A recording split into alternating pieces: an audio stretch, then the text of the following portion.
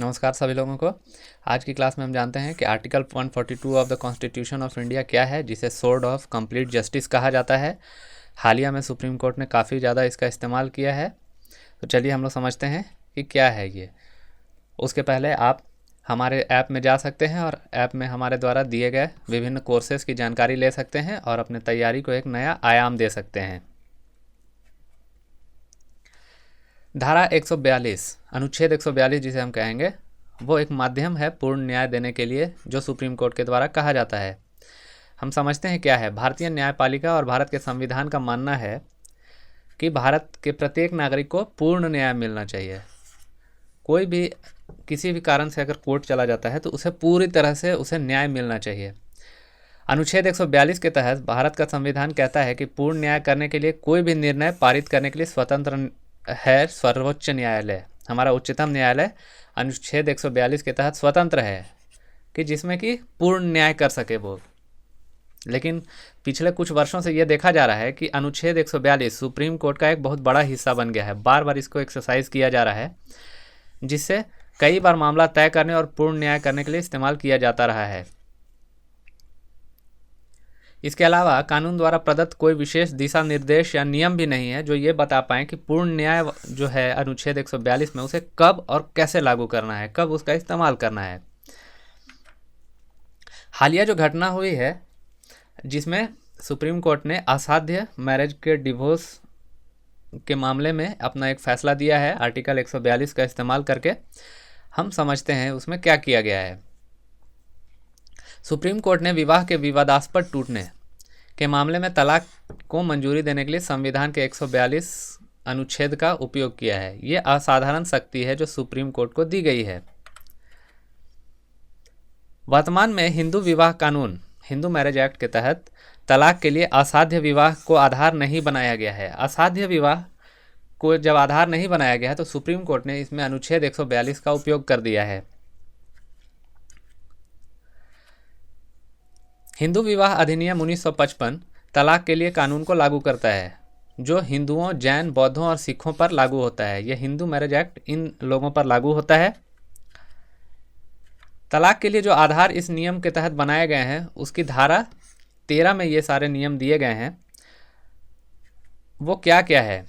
सबसे पहली जो कंडीशन है, पति या पत्नी के अलावा किसी अन्य व्यक्ति के साथ स्वैच्छिक रूप से शारीरिक संबंध स्थापित करना। मतलब पति या पत्नी दोनों में से कोई भी स्वैच्छिक रूप से किसी अन्य के साथ शारीरिक संबंध रखता हो। जो तलाक की याचिका प्रस्तुत की गई है उसके तुरंत पहले, उसके पहले तक कम से कम 2 साल तक निरंतर अवधि के लिए क्रूरता या हिंसा का इस्तेमाल किया जाता रहा हो पति पत्नी के रिश्ते में।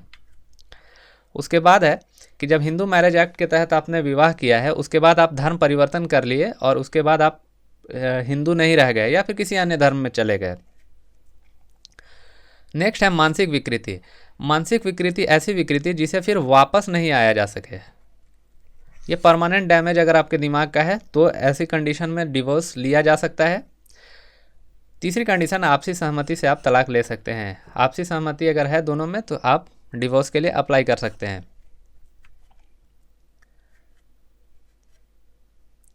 स्पेशल मैरिज एक्ट 1954 की धारा 27 भी तलाक के लिए प्रावधान करती है, लेकिन अगर इसी धारा के तहत विवाह किया गया हो तो इस धारा के अंतर्गत अगर विवाह कराया गया है तो धारा 27 भी तलाक के लिए प्रावधान करती है। परंतु ये दोनों धाराएं जो भी हैं ये असाध्य विवाह को तलाक का आधार नहीं मानती थी। असाध्य विवाह को आधार नहीं बनाया गया है। अब समझते हैं हम लोग कि असाध्य विवाह संबंध क्या है। इसका मतलब एक ऐसी परिस्थिति से है जब पति और पत्नी दोनों एक दूसरे के साथ नहीं रहना चाहें, दोनों एक दूसरे के साथ नहीं रहें और उनके संबंध खराब हो गए हों पूरी तरह से, जिसमें सुधार या वापसी की कोई गुंजाइश न बच जाए। इसी को असाध्य मैरिज कहा जाता है। अब यहाँ पर जो भी सुप्रीम कोर्ट या कानून की जो गाइडलाइंस है उसके अनुसार यहाँ पर कोई भी कंडीशन अप्लीकेबल नहीं होता है, क्योंकि ये दोनों अपने स्वेच्छा से विलिंगली एक दूसरे के साथ नहीं रहना चाह रहे हैं। तो ये कोई आधार नहीं था तलाक के लिए।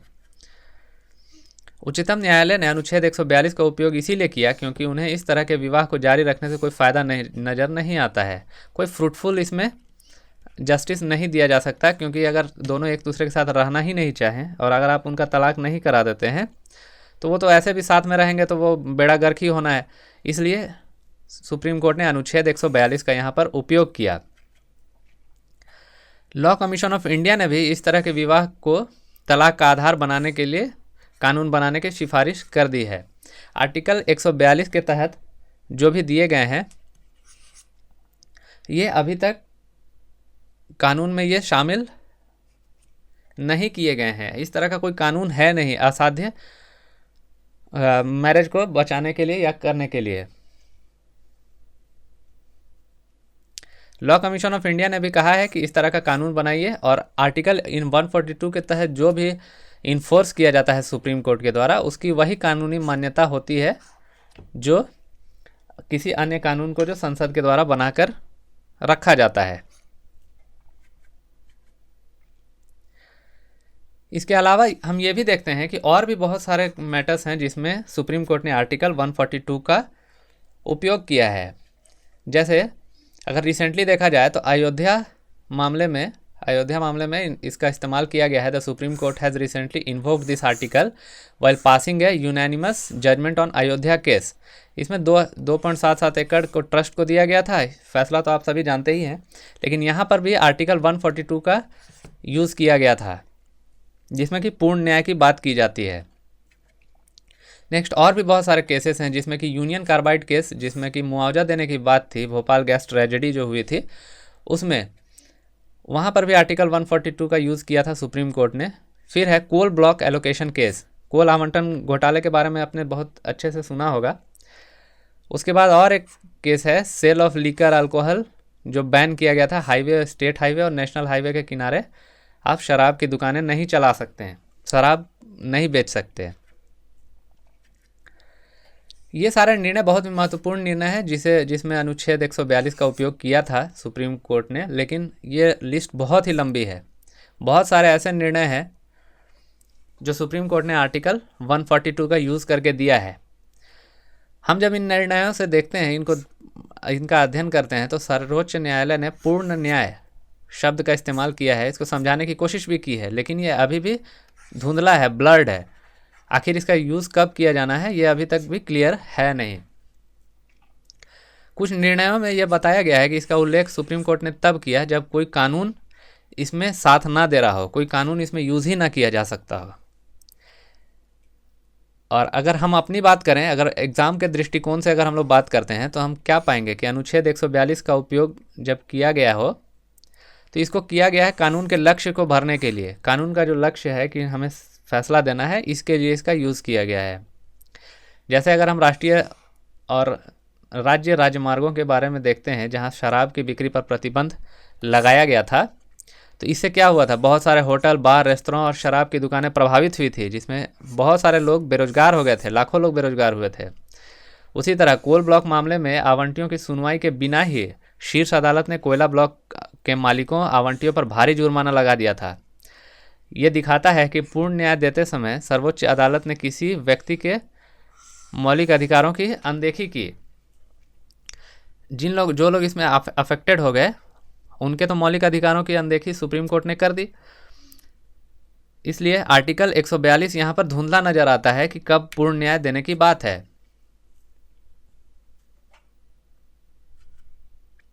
इसे हम इसमें निष्कर्ष क्या निकाल सकते हैं?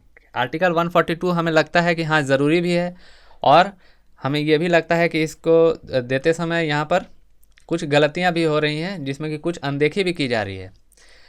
यह सच है कि जनसंख्या के विभिन्न खंडों के बड़े पैमानों पर पूर्ण न्याय करने के उद्देश्य से अनुच्छेद 142 लागू किया गया है, लेकिन सर्वोच्च न्यायालय ने जो भी निर्णय पारित किए उससे बहुत भ्रम पैदा हो गया है और अनुच्छेद 142 को लागू करने में कोई स्पष्टता नहीं है। हम निष्कर्ष ये निकाल सकते हैं कि सर्वोच्च न्यायालय एक सख्त दिशा निर्देश बना सकता है जो अनुच्छेद 142 के उपयोग को सही ठहराता हो या उसको कैसे इस्तेमाल करना है उसके बारे में एक दिशा निर्देश जारी कर सकता है। यह भी सुनिश्चित होना चाहिए कि अनुच्छेद जो है 142 नागरिकों के अधिकारों को प्रभावित किए बिना समाज के लिए एक पूर्ण न्याय की परिकल्पना को सार्थक कर पाए। अतः अनुच्छेद 142 काफ़ी इम्पॉर्टेंट है और हम इसका जो क्रिटिकल एनालिसिस है हमने उसे देखा। So thank you for watching this class, keep learning and stay motivated. Thank you.